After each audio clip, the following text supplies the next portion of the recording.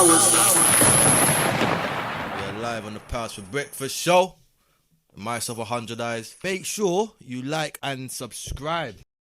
Yeah, we need your following. We need the growth. Purchase our spiritual aura cleansing kit from our website. That's www.powersnetwork.co.uk. And in the spiritual cleansing set, it contains one Power Santos, Power Santos, the aura shell, the sage to dab out on the aura shell, some frankincense, and some coal, and the luxury African rose incense. So make sure you go purchase that from the Power store. But yeah, people, man, this month is Black History Month. So we're going to run through some things. And whether you agree with me or not on it, it doesn't really bother me. This is what we're about today, yeah? This is Black History Month. I wasn't going to go into it, but hey, here we are, and why not? I am a black man, as they say, but I don't consider myself as black, if I'm being honest with you. I always go by my tribe. And when I done my independent learning, my tribe was the tribe of Judah. Yeah, man, I am one of the Lord's child. I embraced it, I grew from it, and here I am, giving you powers. Are you mad? But I am one of those people that don't support Black History Month. I know, I can hear the outcry, but hey, I'm going to give you my reasons why today. I feel the word black alone is a product of colonialism, so I tend not to use that, to be fair. And I'm brown, if I'm being real. I'm brown. There's like 48 shades of black, so I don't think we should be grouped into one. That's number one. I feel they teach us about black history, and the start of the story is actually at the middle. So when they talk about Black History Month, it starts off from slavery, and which is like, excuse me, because from what I know, black history dates back thousands of years. There's DNA, there's bones dating back thousands of years to the first black race. So we can't start our story from the middle, for one. That's definitely not the one to really run with. Let me emphasize on something. If DNA dates back thousands of years, yeah, I'm putting into perspective that we are in the year 2021, and our history, the history that has been taught to us dates back, 4 to 6,000 BC. Just look how much stuff we invented since then. Now just think how much stuff did we invent before then. It's like, it's just not making sense, man. It's like you meeting someone and they start telling you a story and it starts from the middle. Already the story is wrong and most likely has been fabricated. This is one of the reasons why I don't really celebrate Black History Month. But I do understand there is benefits to it, because you do learn about great black people that have passed, and it's a good reminder of who we are and how we should embrace ourselves. I believe black history began at a handicap level, and I'll say use it as a guide, but also seek out independent learning. Back to what I was saying about we invented thousands of things before that. I'm gonna go through a list of the amount of things we invented. It's kind of a joke to be giving us really a month. Like, if you want to compare it, if you want to compare this month on a level, just put it into a pie chart. Yeah, this month is 30 days. There's 12 months in a year. They're giving you 1/12 of the year, and people want to celebrate. But when you actually deep it, Black history is history. It's all history. It's all history. Like, don't take the mick. Don't take the mick. But look, I'm gonna run through a quick list. What of black inventors? This is not all the black inventors. This is just a quick list that man just came up with. Did you know we invented the egg beater, the ironing board, the lawn sprinkler, the mop, peanut butter. Yeah, I love peanut butter. We invented that shit.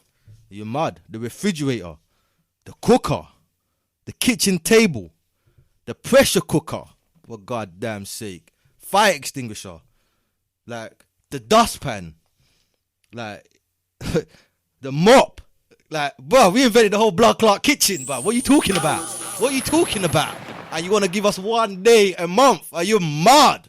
They don't make no sense. It doesn't make no sense.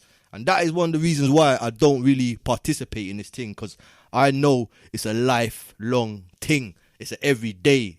It should be ingrained in society. Do you know what I'm saying? Look, there's many things we've invented. There's the gear stick, bicycle frames, buggies, the dryer, elevator, traffic lights. Like, do you want me to go on? Golf tee, hairbrushes, locks, engines, the riding saddle. You know, black man don't really ride horses, but hey, we invented the riding saddle. Shampoo, spark plugs, stethoscope, who was made by the man himself, Imhotep, back in ancient Kemet.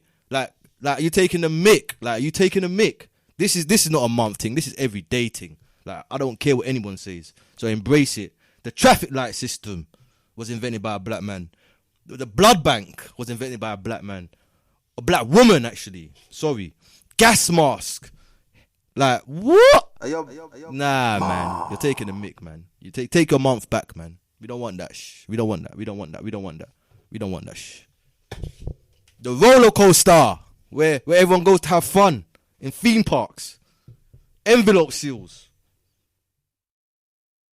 Do you want me to go on? Phones. Helicopter. Like, you're taking a mick, man. Like, give us our flowers, man. Give us our flowers for real, for real. Yeah, man. But the beginning is the roots, man. That's the most important, one of the most important parts of the story. So if you're missing the beginning, you will never catch the middle, really, or catch the ending correctly. So I recommend go do some independent learning on that. Black history. The real name of Africa is actually Akubulan. If you didn't know that, get to know. Africa was given, like, Africa, it wasn't given, but it was one of those things where it kind of took over. There was a Belgian explorer called Africanus. He come to Africa and he met the people there. The people there are telling him nah, brother, this is Akubulan. Do you get what I'm saying? But he went back to Belgium and told his people, I found a land called Africa. And throughout time, the press machine was invented. And do you know what happens when the press machine gets invented? News travels fast. Before you know it, Akubulan people are calling themselves Afrikaans. And here we are today. Everyone claims to be African. It's funny. People in South Africa call themselves Afrikaans. Like, they know who they are, innit? Get to know who you are, man. Get to know who you are. Get to know your powers. Black History Month begun in October 1987. And it began in America, actually. And quite coincidental on the 150th anniversary of the Caribbean emancipation. Psh, coincidence or not, I don't believe in coincidences, but hey, so just think about it. But one good thing that comes out of this is definitely to appreciate and acknowledge blackness and how it permeates all aspects of society. Let me tell you real. Let me keep it real with you, man. I don't even like the word Black History Day. I'll tell you why. I feel like the name Black History is definitely directed and trying to attract just the Negroes, like nappy hair Negroes, because I don't see the darkest Sri Lankan, blacker than me. He wouldn't call himself black, you know. He wouldn't. He would say, I'm Sri Lankan. You best believe that. He would say, I'm Sri Lankan. The Native Americans call themselves Native Americans. Why are we the only race to be named after colour, while every single other race is named after a continent? Apart from the whites, though. The whites got the colour as well. But They also call themselves Caucasians. Where's our real names? Where's our roots? There's something to think about, man. Just for food for thought. Food for thought, man. Food for thought. I also don't believe black history should be limited to 1 month a year. Like, you can't separate the truths. Like, you can't give us drips and drabs and expect us to take it. Well, expect the real ones to take it. I know a lot of the sheeple are going to suck this up, but not the real ones, mate. Not the real ones. Yeah, you can't give us drips and drabs, man. You can't give us drips and drabs. For example,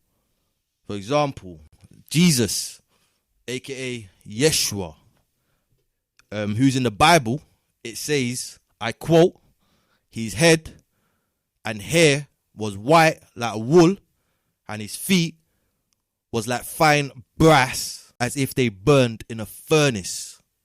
If that's not clear as day of a description of a black man, I don't know what it is. But one thing I got to say, why is that never mentioned in Black History Month? Who's giving you your Black History? Who's writing that out for you? Like, check yourself, people, man. Check yourself, people, man. Like, it's a good reminder.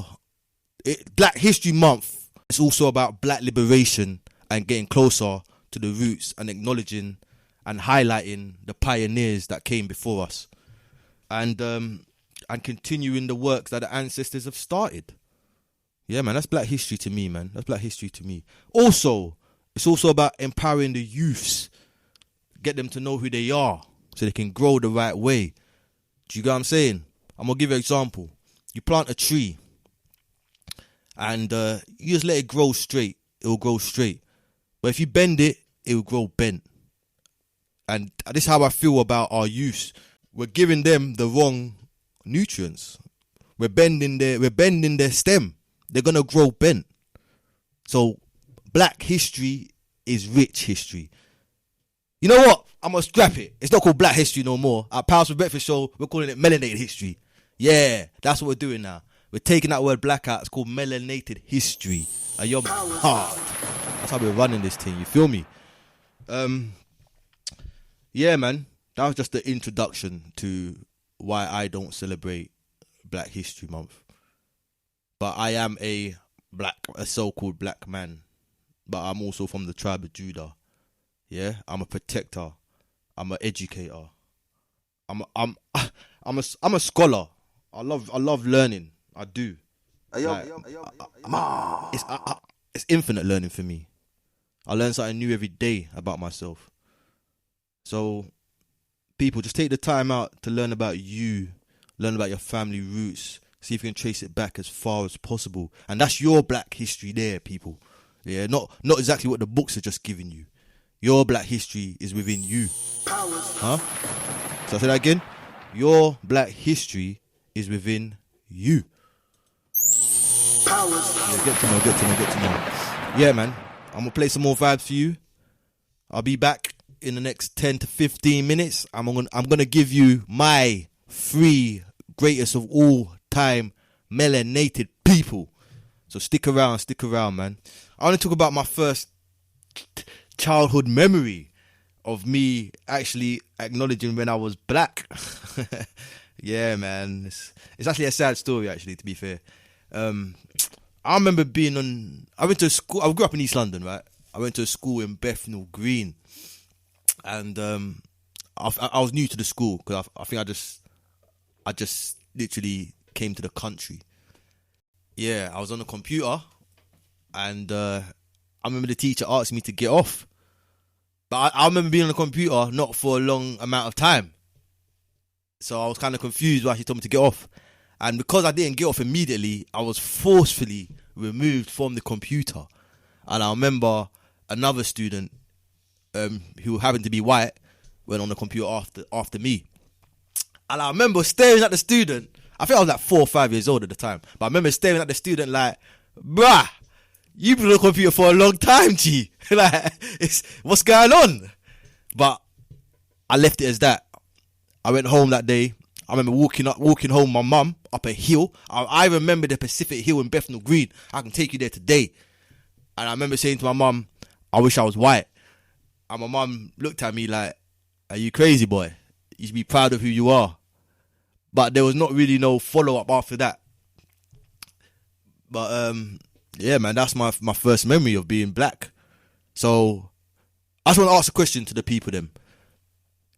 Do you feel as children, if children could trade places, for example, a black person wanting to be white or a white person wanting to be black, do you feel the children will want to trade places?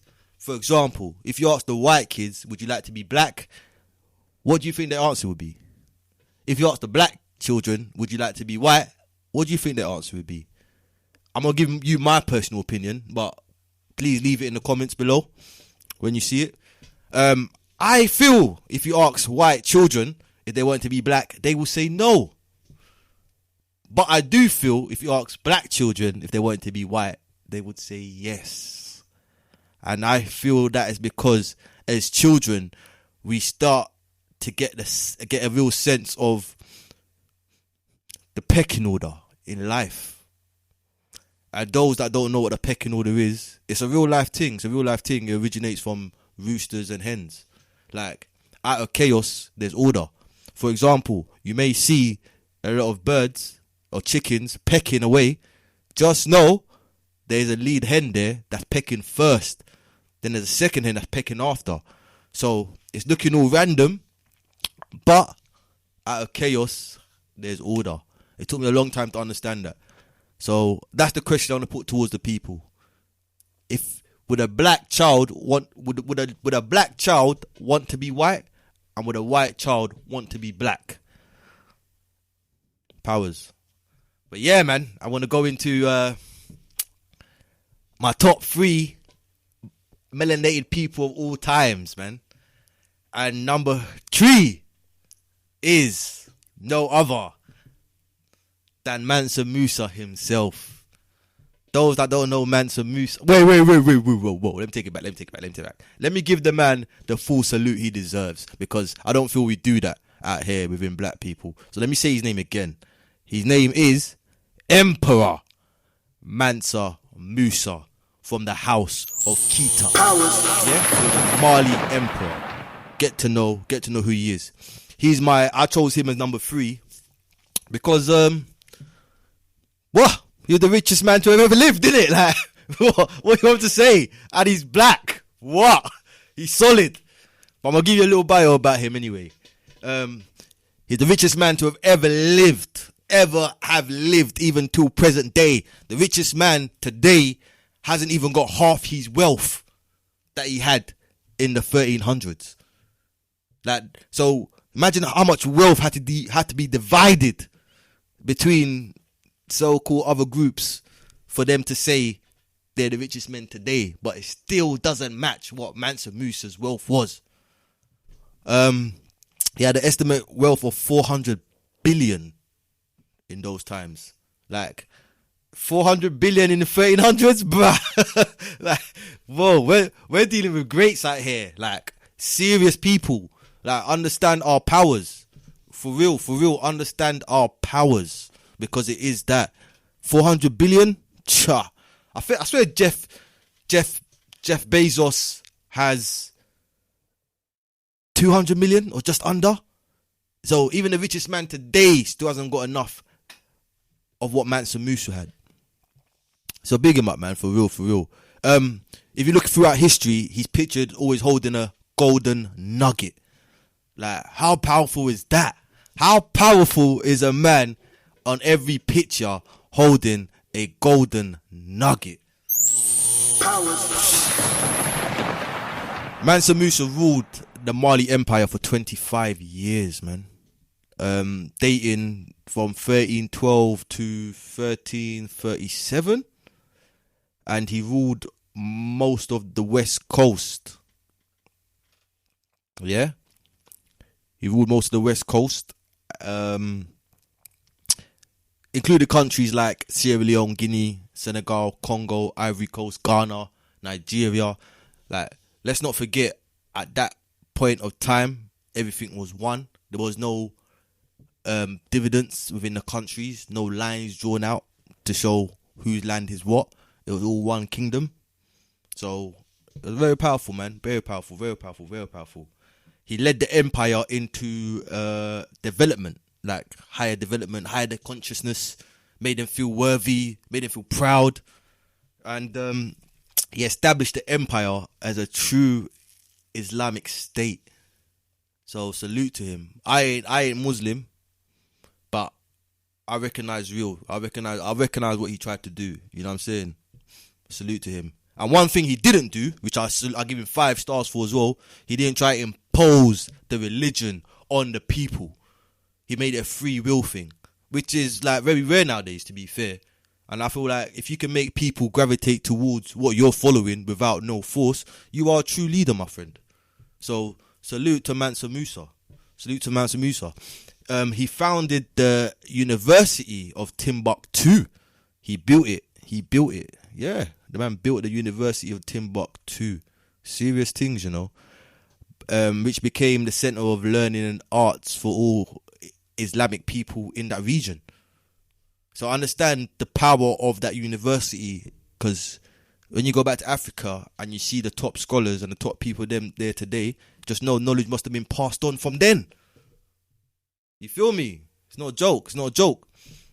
That university also birthed the Great Library of Alexandria. Yeah. If you know about the Great Library of Alexandria got burnt down. And that library had mad knowledge. Psst, why don't they talk about that in Black history? Huh? Yeah. Don't even get me started. He was a great man as well. When you're a great man, you don't live by the same codes as you and I do. Do you know what I'm saying to you? He's a conqueror. You have to conquer. You have to get more land. You have to show your position, your power. He conquered as much land as Alexander the Great and Julius Caesar. But why don't you hear about that in Black history neither? I'm just saying, man. Mansa Musa was a great man, man. But the Mali Empire was the largest producers of gold and salt. Like, he was titled the name Master of White Gold. Mad! Like, come on, man. Come on. You're playing around. You're playing around with this thing. What attracted me to Mansa Musa when I first heard of him, of course, he's a black man, he's the richest man in the world, I'm attracted already, I need to know more about him. But what really was his pilgrimage for me. Like, when I read the story, it was inspirational, to be fair. It took them 2 years to travel from Mali to Saudi Arabia. Is it Saudi Arabia? Where Mecca is? Yeah. So it took him 2 years. And when I heard about the caravan he carried with him at the time, it was crazy, man. People holding his gold.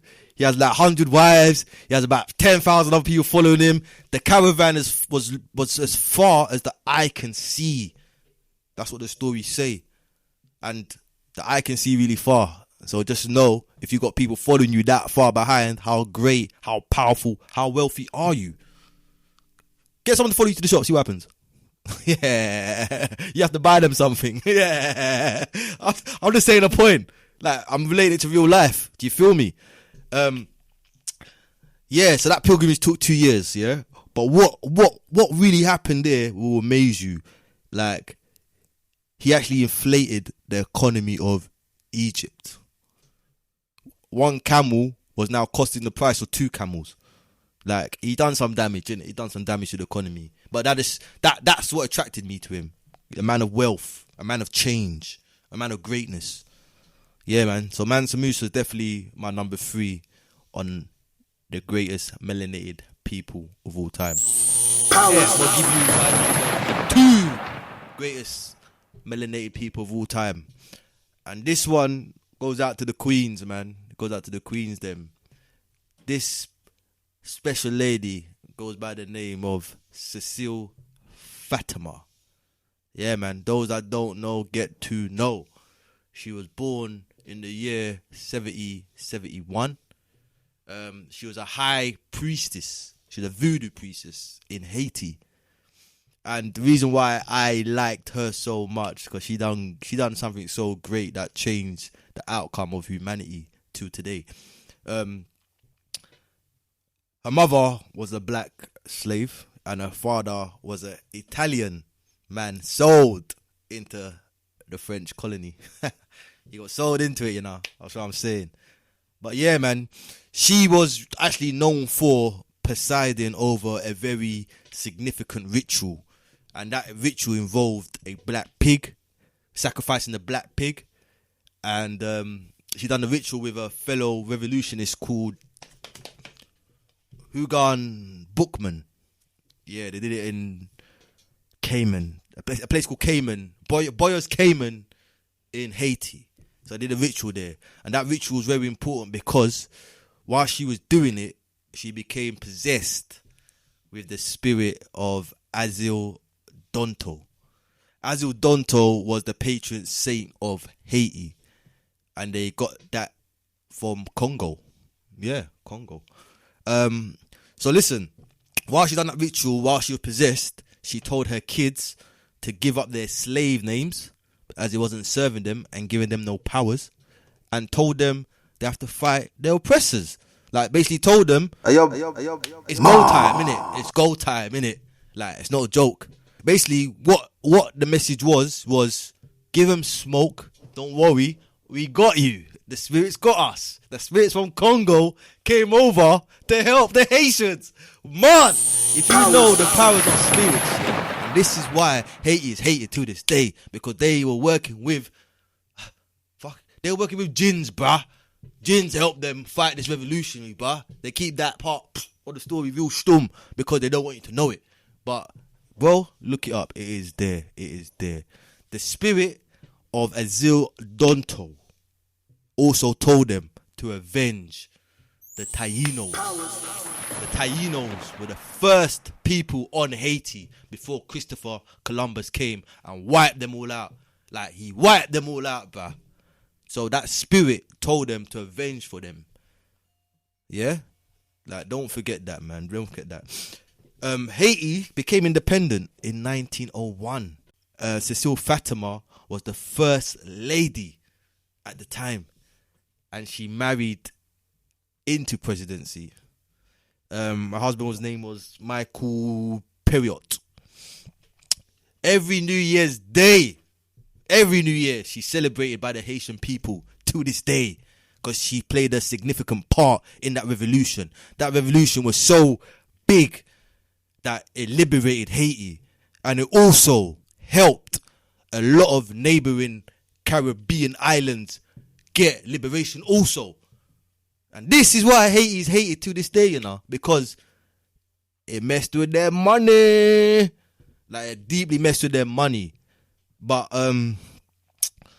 you know what? Like, the story of Haiti is a real sad story because the cheek of France to even make them pay reparation, like, not long ago, because they loss of earnings is a disrespect alone.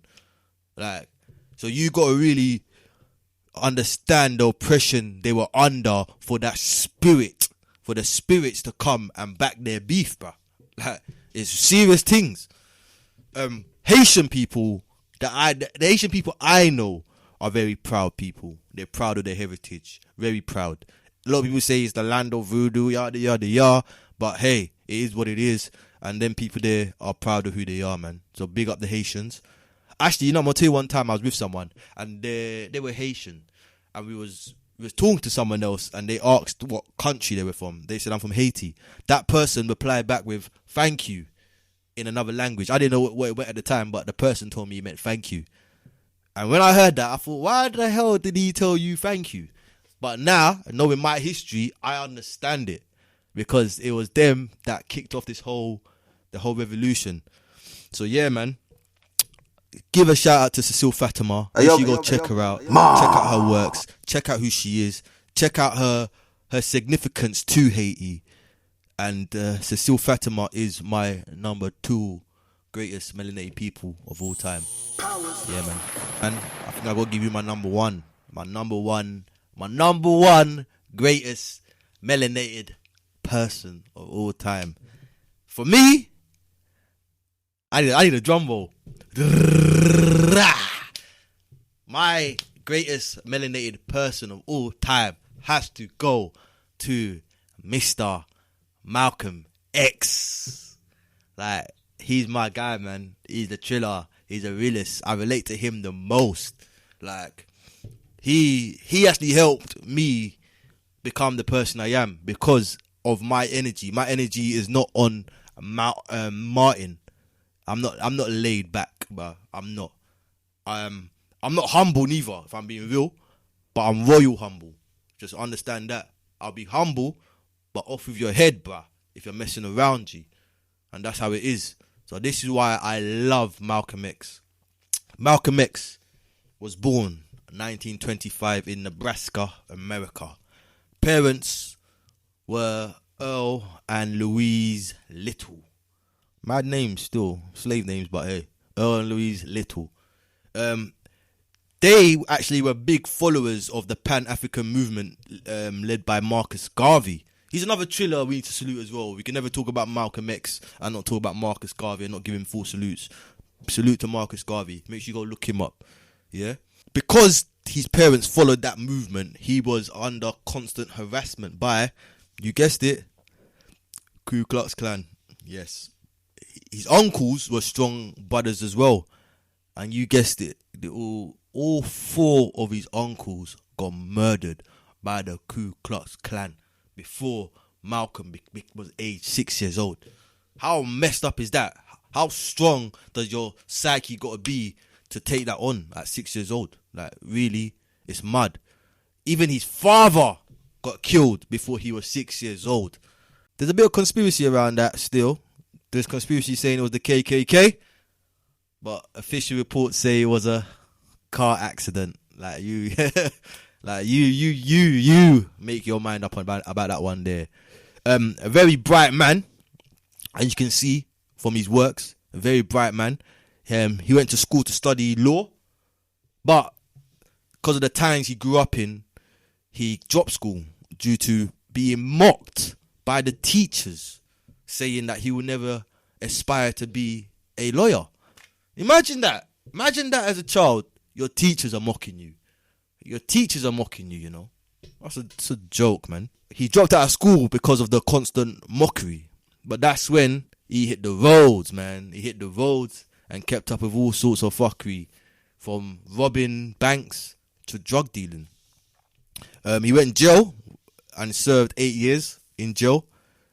But stop. Let me give you a pause moment. I wanna say something to you, because they don't ever tell the story correctly. I don't know if it's correct, but I have a open mind and I think deep about things. Because they never failed to mention. They always mention that he was a drug dealer. Every time you read about Malcolm, they make sure to let you know he was a drug dealer. But now my question to you is, what type of drug dealer was he? Was he a petty, small time, selling ounces here and there drug dealer? Or was he on Scarface, Don Corleone type drug dealer? Because to me, that's a big difference. Because the movement he begun had a lot of influence and power behind it. And he must have took a lot of money. It's just something to think about. Don't always follow the narrative and kind of like use your own mind up. Because look at the things he created. I'm telling you, a petty drug dealer. They can aspire to be that level. But it takes a certain minerals. After he done his 8 years, at the end of every dark tunnel, there is a light. And that's where he learned about the Nation of Islam. And he learned about his mentor, whose name was Elijah Muhammad. Yeah, man. Elijah Muhammad was a great man as well. But I'm going to talk about Elijah Muhammad as the story goes on. As he learned about the Nation of Islam, his faith grew. His wisdom grew with it. He grew as a whole in general. So that shows you knowledge is power. Knowledge can transform your life. This is why I relate to him a lot, because I was a bit like Malcolm. I was on the roads. I was doing a lot of things I wasn't really supposed to be doing out here. But knowledge transformed my life. And here I am in the flesh before you, passing down great things to edutain you as much as possible. So I gotta give it to Malcolm a lot. But let me continue the story. The Nation of Islam believed that America wasn't going to give them equality. So their method was basically someone slaps you on the cheek, you make sure you slap them back harder, mate. And I agree with that. I live by the principles. I live by the principle, do no harm. But if anyone comes over here, I'm going to give it to him. Is that true? They also believed in dropping their slave names, as it gives the slave masters powers still. So Mr. Malcolm Little became Malcolm X. You know, real powers. Understand that. A real man of principles, morals. He believed to follow the law. Yeah, so he wasn't an outlaw.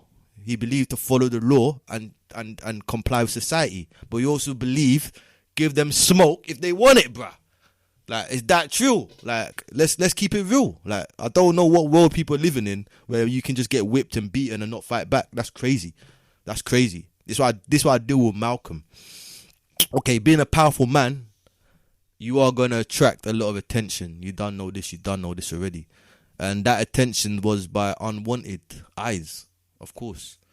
I can go into names, but you know, government agencies, FBI, CIA, etc., etc., etc.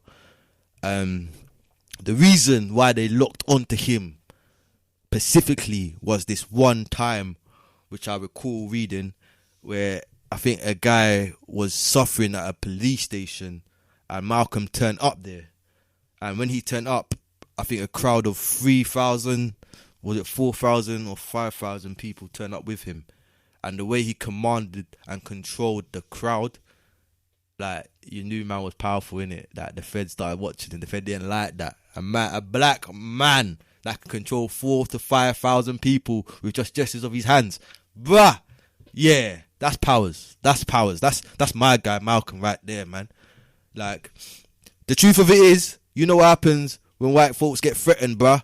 They got threatened, bruh. They started to infiltrate, bruh. When they start infiltrating, they started whispering. Tabloids are saying this person's saying this person's doing that. There's even talks that he spoke to the FBI. But yo, I've listened to that conversation with the FBI and Malcolm. And Malcolm is a true one. You best believe. They tried to trap him on many occasions. And guess what? They failed.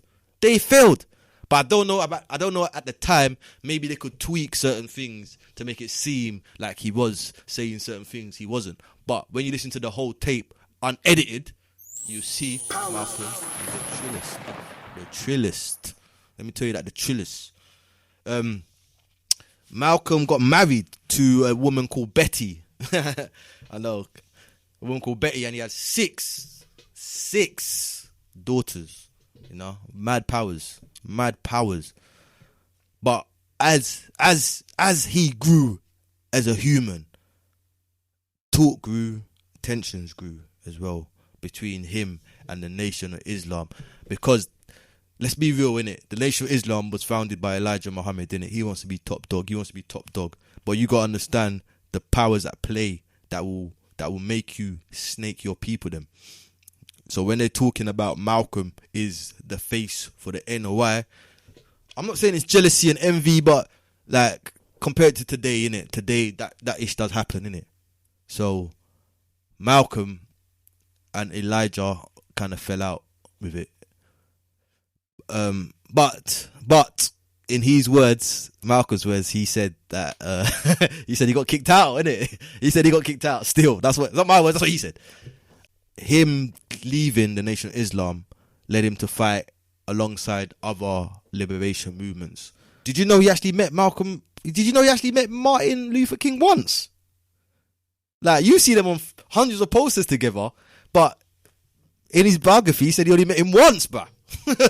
like, come on, man. That's why I said you gotta do independent learning, man. Don't just watch and listen to hearsay. But I was guilty of that for a long time until I dug in and I dug my feet deep into a lot of knowledge. And I'm my own man now. No one can actually tell me anything because I will go look it up. I may agree with you at the time, or I may nod my head or acknowledge that you told me something, but I'm not going to spit it out like it's the truth unless I done my own research. So yeah, man, regardless, yeah, Malcolm had a hard life. Like, he died, didn't it? He got shot 21 blood clot times, you know. Like, that's assassination, B. Like, a man that powerful, they had to take him out. They had to take him out. Damn, he was my guy, man. He had a hard life, harder than a lot of people. Like, I don't think a lot of people can fathom the life he had. To be fair, not over here in England.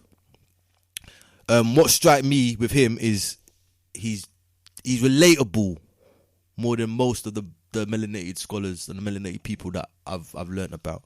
To be fair, he's relatable to me more than any of them. He grew up in the streets and he raised his own levels to higher heights.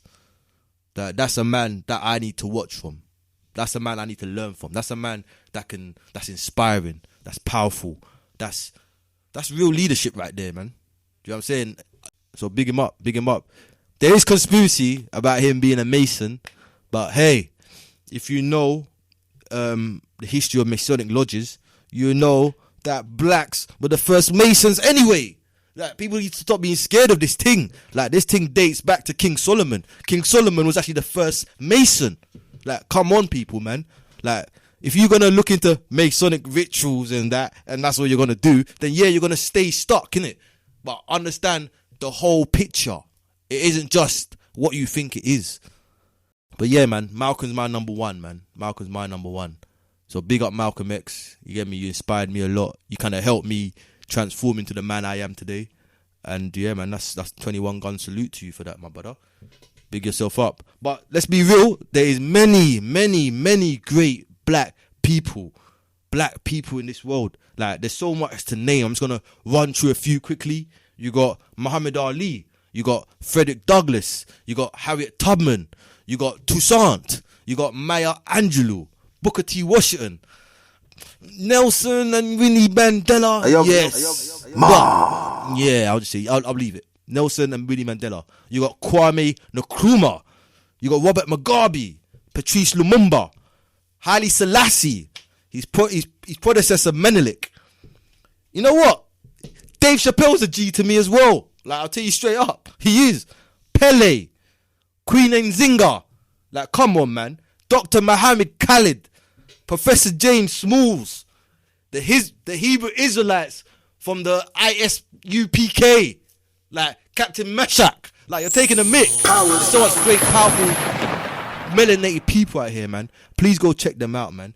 Bessie Coleman. Nat Turner. Like, the list goes on forever. But yeah, man, I just want to dedicate this episode to Black History Month. But you know, on the Pals for Breakfast show, we call it Melanated History Month, because we're about the truth, we're about the trill, and we're about powers. But yeah, man, myself 100 eyes. I'm going to sign out of the Pals for Breakfast show today. Big up Mots. Big up everyone locked in. Shout out Talent Mafio. Shout out the Powers Network. Shout out Oaks. You know how we stay, man. And big up CC. Come on. You're mad. You know how we stay, though, man. It's the Pals for Breakfast show. Myself 100 eyes. And we are out today.